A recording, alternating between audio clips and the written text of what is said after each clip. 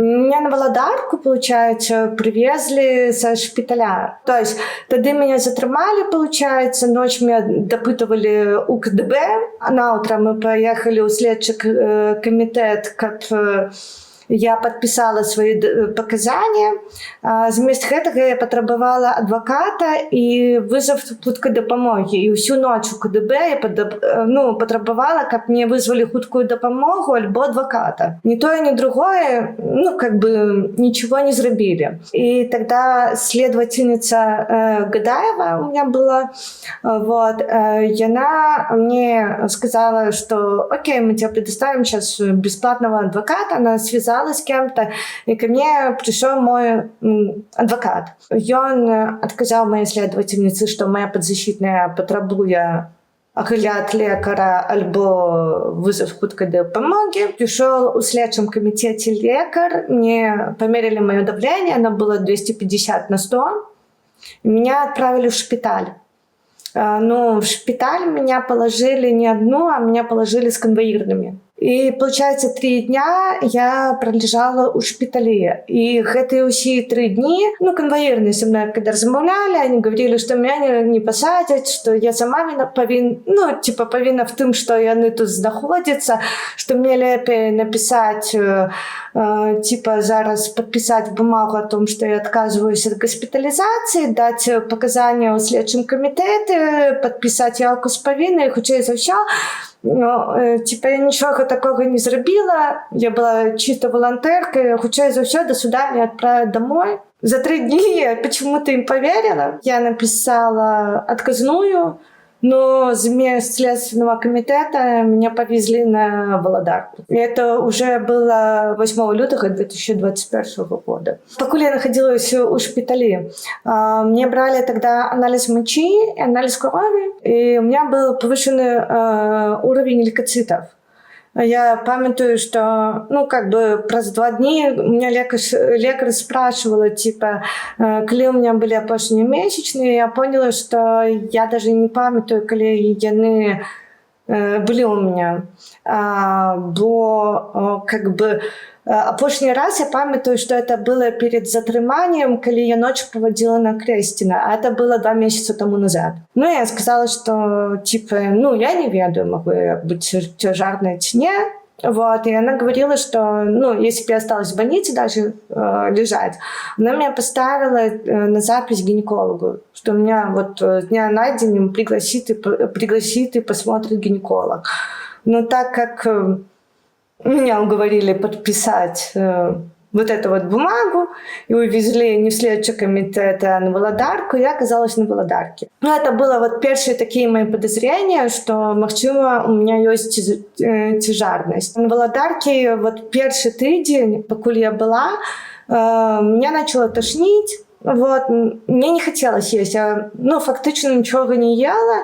Настолько ничего, что сокамерницы с моей камеры, они пожаловались конвоирным, что я не ем ни то, что яны мне предлагают, и не ем то, что приносят. И со мной приходила конвоирная, размаўляла на тот темат, что если я объявила голодовку, чтобы я официально объявила ее, то есть написала им паперу, что и причину, по якой я объявляю голодовку. Я ему отказала, что я не объявляла голодовку, мне просто не хочется есть. Меня тошнит от всего, меня тошнит от запаха даже здесь, покуда я нахожусь. Они сказали, что вызовут мне лекаря. Ко мне пришел тогда лекарь в тот день. Он померил давление. Оно было у меня высокое, и короче меня вырашили перевести на медичный корпус. Он находился на мужском корпусе, просто пару палат были отданы под медичный блок, скажем так, в этот медичный блок.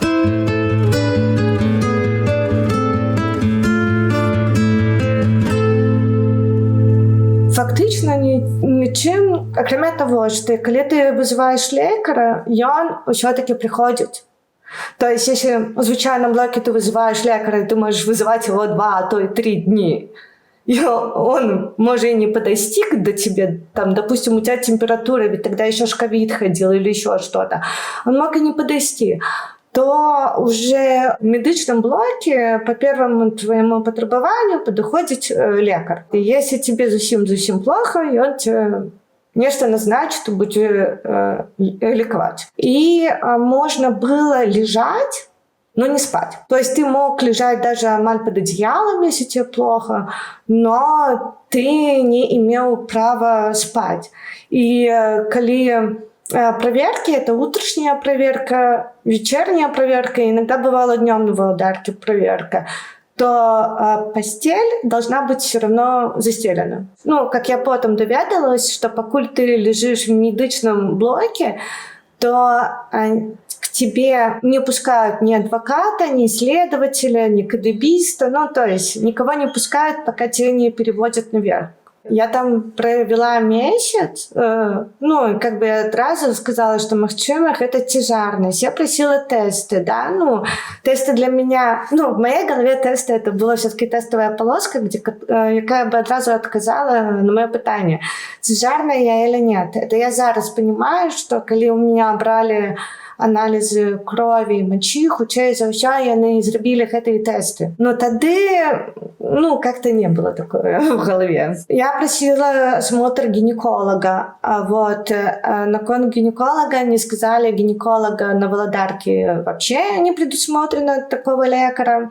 Вот. И что обычно у выпадках цяжарности или коли там нешта здараецца з жанчынай па іх часці, вот, яны збирают пару женщин, то есть со всего блоку, да, там, может быть, не только в шпитале, но и наверху, ну, чтобы это было там 5-10 человек.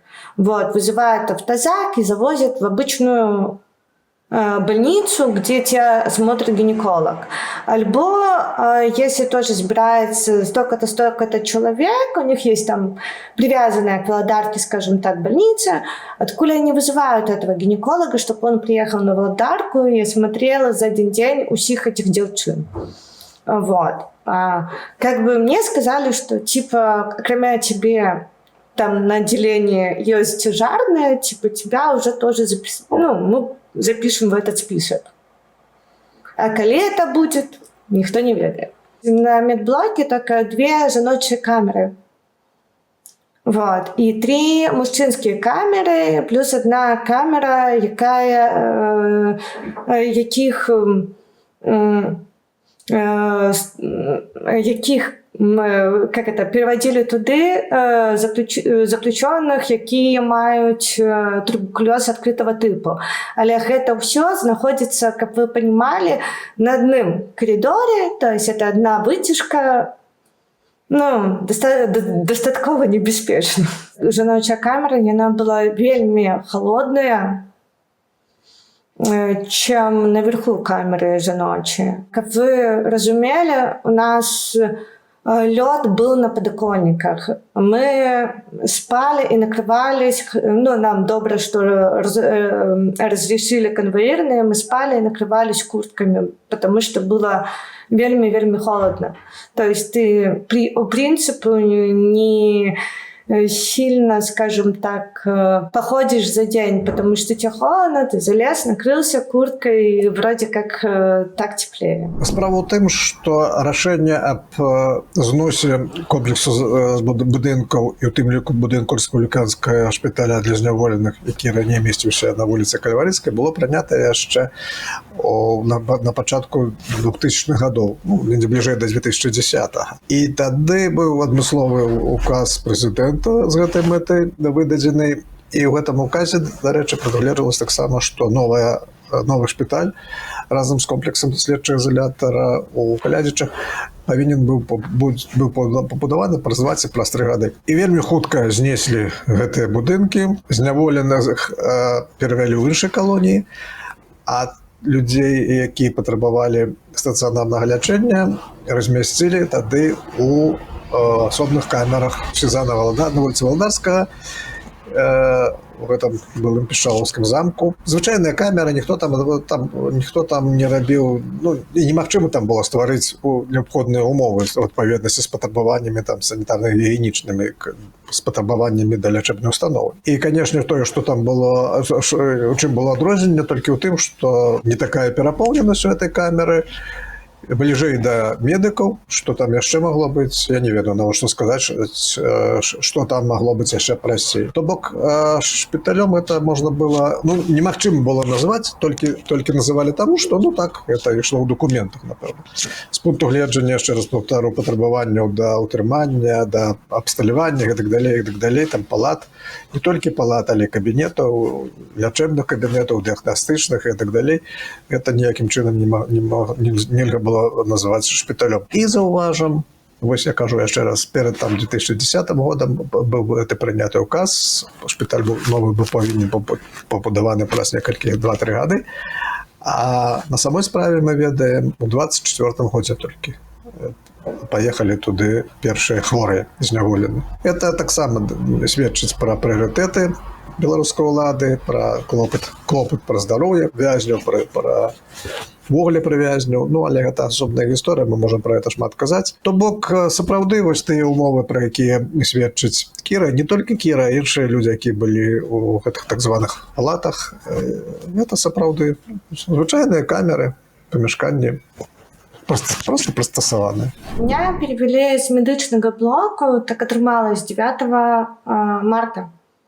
Вот. И, ну, чему я так запомнила эту дату? Меня перевели в камеру, ну, то есть сообщили в номер камеры, которая меня приводит, 8-3. И со мной была девчина одна, якая сидела за мошенницу брала. И она являлась, ну, типа, головной сярод женщин, якая... Ну, белый, я не ведаю, я уже запамятала, как это сказать. Ну, типа авторитетом сярод женщин. Вот. И она мне сразу сказала, что, типа, Кира, тебя не могут туда перевести, я буду сейчас уточнять, почему, что и как, потому что это камера для многократов. Туда обычно переводят либо на пару часов, коли потребно выбить некие показания, либо туда... Ну, переводят, если ты не один раз уже сидел. И, короче, она сказала, что хутчэй за ўсё ко мне... Ну, за вот этот весь месяц ко мне никто не наведывался, ни следователь, ни КДБИС. Что, скорее, хутчэй за ўсё, это будет на тебя ціск, каб ты дала потребные им показания. Ну и как бы этим она меня предупредила, получается, и я уже подготовила себе мойку, я ее поклала, сховала в карман, ну как бы со всеми страхами поднималась наверх. Вот, я поднялась, я памятаю, как отчинились двери тормоза, как зачинил их конвоир, и как мне с порога начали девчины сказать, что мне лепш за все сотрудничать со следствием, со всем этим, либо я, либо, ну, типа, не захочу по-хорошему, это будет по-плохому. Ну, вот то, что вы прогучали, что Кира сказала, это слово жаргонная мойка, это сведчыць про то, что она сапраўды побыла ў асяроддзі таких вопытных, скажем так, зняволеных. Ввогуле ёсць забарона. Ну, ёсць раздзяленне, і адміністрацыя следчага изолятора павінна выконваць гэтае правіла, што людзі, якія раней не былі ў месцах зняволення, не павінны трапляць, утрымлівацца ў адных і тых жа камерах, у якіх у следчым изоляторах, якіх утрымліваюцца людзі, якія маюць такі пенітэнцыярны досвед. Але шмат дзе это парушаецца правіла, яно не такое жорсткае, і часта это просто пад тым аргументам, што няма месцу там у іншых камерах, напрыклад, а мы ж хацелі стварыць лепшую мову, гэта гэтай камеры, дзе былі зняволены, там, напрыклад, не такая яна перапоўненая і так далей. Але тым не менш, я бачу у дадзеным выпадку, конечно, я магу памыляцца, але я думаю, што наўрад ці, што у асобе Кіры супрацоўнікі рэжымна аператыўна аддзелу бачылі чалавека. Ну, мы ведаем, што Кіра мае асаблівасці чалавек з хваробамі, з інваліднасцю, і, верагодна, у ёй убачылі чалавека, на якога будзе лягчэй націснуць, калі памясціць яе ў больш такія складаныя жорсткія умовы, у тым ліку з такім псіхалагічным дадатковым ціскам. І, конечно, чалавек, які не быў у зняволенні, раней не мае такога досведу, і ён сапраўды это можа выглядаць так. Хоць на самой справе, шчыра скажу, часта бывае, што якраз у камерах, у тых камерах, дзе людзі, знаходзяцца людзі, якія ўжо былі ў зняволенні, якраз больш, часта людзі, схільны падтрымліваць адзін аднаго, але з іншага боку нярэдка людзі згаджаюцца на супрацоўніцтва з адміністрацыяй, тыя, которые знаходзяцца ў такіх камерах, і для таго, каб не стварыць сабе нейкія лепшыя умовы, так згаджаюцца выконваць нейкія там патаемныя заданні адміністрацыі, у тым ліку так ствараць дадатковы псіхалагічны ціск на чалавека. Так што я цалкам не тое, што дапускаю, а лічу, што з высокай верагоднасцю менавіта вось для гэтага дадатковага прэсінгу такие умовы для Киры стварались. Получается, что меня в лютом сместили, а у конце июня отбылись роды. То есть гинеколог официально, потом, когда 15 июля ко мне приехал, и он там написал, что был выкидыш. Но выкидыш — это нечто инше. Это было сформулировано ребенок с пуповиной, Боже, я не ведаю, как это называется, с тем, с чем все из меня вышло. И, я не могу сказать. Я никогда не назову, что это, як называют лекари, для меня это инше. Когда гинеколог 15 июля приехал, он, во-первых, поглядел, як что там зробив фельдшер після той ночі, по-другое, зробив мне УЗИ, чтобы понять, что все ли вышло. Ведаеце, што, на жаль, ці на шчасце, напэўна, на шчасце ў дадзеным выпадку у следчых изолятарах, в дадзеным выпадку у следчым изолятары на вуліцы Валадарскага не так шмат жанчын. Не так шмат у тым сэнсе, каб там дзеля гэтай мэты трымаць пасаду гінеколага, лекара-гінеколага. Іншыя следчыя изолятары па Беларусі, яны, як правіла, яшчэ меншыя, жанчын таксама нямнога, і таксама няма у штаце медыцынскіх часцей, няма пасады лекара-гінеколага. І гэта нармальна, у тым сэнсе, што, не мэтазгодна, але пры гэтым я ўпэўнены, і мой вось амаль чвэрцьстагодовы, чвэрць стагоддзя досвед працы лекараў у пенітэнцыярнай сістэме арганізатара пенітэнцыярнай медыцыны сведчыць пра тое, што якраз абавязак адміністрацыі пенітэнцыярнай сістэмы, пенітэнцыярных устаноў, адзін з абавязкаў павінен заключацца ў тым, каб кожная жанчына, якая трапіла ці знаходзіцца ў следчым изолятары, магла атрымаць кансультацыю лекара-гінеколага. Па-першае, чаму? Па-першае, таму што шмат хто з іх ўсё-такі на самой справе, знаходзячыся на волі, не мае магчымасці ў такіх розных прычынах, зараз на гэтым спыняцца не будзе. Па-другое, безумоўна, пры наяўнасці такіх скаргаў, такіх акалічнасцяў, пра якія распавядае Кіра, тут прамыя паказанні да кансультацыі лекара-гінеколага. Тут уже могу казаць конкретно законодаўства, інструкцыі не прадугледжваюць абавязак адміністрацыі пенітэнцыярнай установы, в дадзеным выпадку адміністрацыі следчага изолятара, забяспечыць ўсё неабходнае для того, каб быў пастаўлены дыягназ, калі ён ёсць, і прызначана лячэнне ці абследаванне, калі таго вымагае стан здароўя пацыента. Паўтару, няма ніякіх нарматыўных актаў які абмяжоўвалі права пацыента, які нават знаходзіцца ў пенітэнцыярнай сістэме, в установе пенітэнцыярнай, які абмяжоўвалі права такого пацыента на ахову здароўя, на атрыманне медыцынскай дапамогі ў параўнанні з такім жа пацыентам, які знаходзіцца на волі. І тут мы пераходзім до другога такого вельмі важнага пытання пра гэтай арганізацыі, гэтых кансультацый. Дарэчы, ёсць асобны нарматыўны акт пра аказанне медыцынскай дапамогі людзям, якія знаходзяцца ў следчых изолятарах, і гэты нарматыўны акт прыняты Міністэрствам аховы здароўя.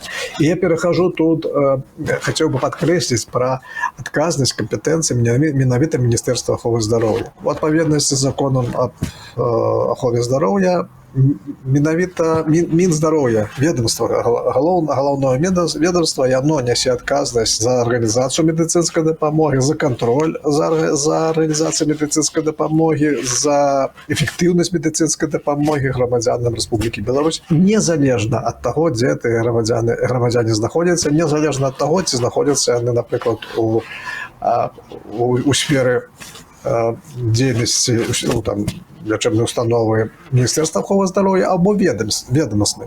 Я нагадаю, што акрамя Міністэрства ўнутраных спраў, ведомасная медыцына ў Беларусі захавалася яшчэ такі савецкі рэлікт шмат дзе.